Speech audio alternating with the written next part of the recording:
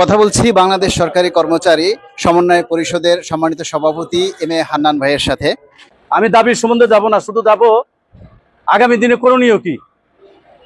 আমরা যাদের সাথে আলোচনা করেছি তাদের ব্যক্তিগতভাবে আমি অনেককে চিনি, তাদের সাথে অনেকবার আমরা আলোচনা করেছি, দাবি আদায় করেছি।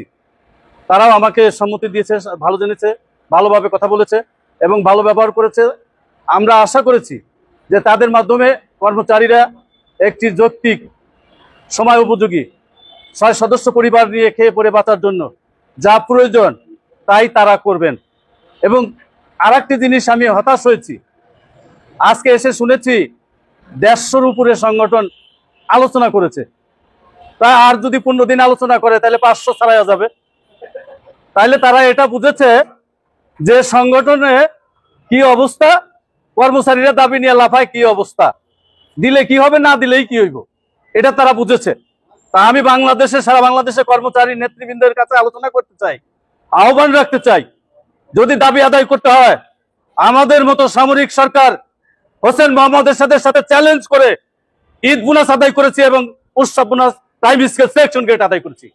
আমরা যদি এইবার বঞ্চিত হই, যে বৈষম্যের বিরুদ্ধে লড়াই হয়েছে, 1,500 লোক রক্ত দিয়েছে, সাগর বন্যা বসিয়ে দিয়েছে, সেই বৈষম্য যদি থাকে তাহলে 18 লক্ষ কর্মচারী আসুন ঐক্যবদ্ধ হয়ে মাত্র 7 দিনের আন্দোলনে আমি চ্যালেঞ্জ করতে পারি, আমাদের অধিকারের জন্য যা যা প্রয়োজন আমরা সবকিছু আদায় করতে সমর্থন হব। আমরা সেই আহ্বান রেখে আপনাদের প্রেস মিডিয়ার সবাইকে বলবো, সকলকে বলুন এত ভিজিটিং কার্ড না ছাপিয়ে, এত নেতা তৈরি না হয়ে আসুন একটা ছাতার তলে দাঁড়িয়ে আমরা আমাদের দাবিগুলো বাস্তবায়ন করি। যদি কর্মচারীদের জন্য সত্যিকারী কল্যাণ করতে চাই, যদি কর্মচারীদের দায়িত্ব নিয়ে থাকেন, তাহলে কর্মচারীদের যদি ভালো করতে চান তাহলে দল মত নির্বিশেষে, আমরা কোনো রাজনৈতিক দলের কর্মী নেতা নয়, মনে রাখতে হবে রাষ্ট্রীয় কর্মচারী আমরা, রাষ্ট্রের সমস্ত কিছু বাস্তবায়ন করি, আমরা আমাদের অধিকারও বাস্তবায়ন করার জন্য আসুন।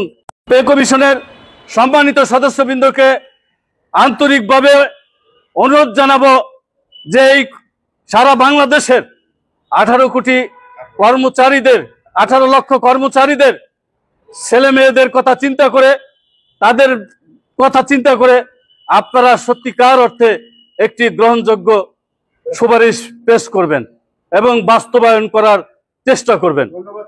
আমার আরেকটা কথা বলতে চাই, আমরা আমাদের পে কমিশন যাই হোক সাথে রেশনিং ব্যবস্থা চালু করতে হবে, আমাদের পোশাকের টাকা বেতনের সাথে প্রদান করতে হবে, আউটসোর্সিং বাতিল করে কোন সরকারি প্রতিষ্ঠানে আউটসোর্সিং থাকবে না, সরকারি নিয়োগ প্রদান করতে হবে, রাজস্ব খাতে নিয়োগ প্রদান করতে হবে।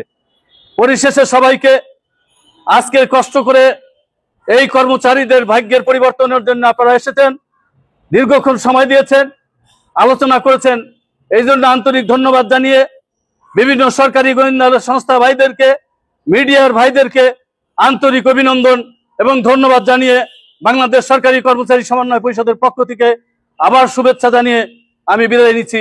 আসসালামু আলাইকুম।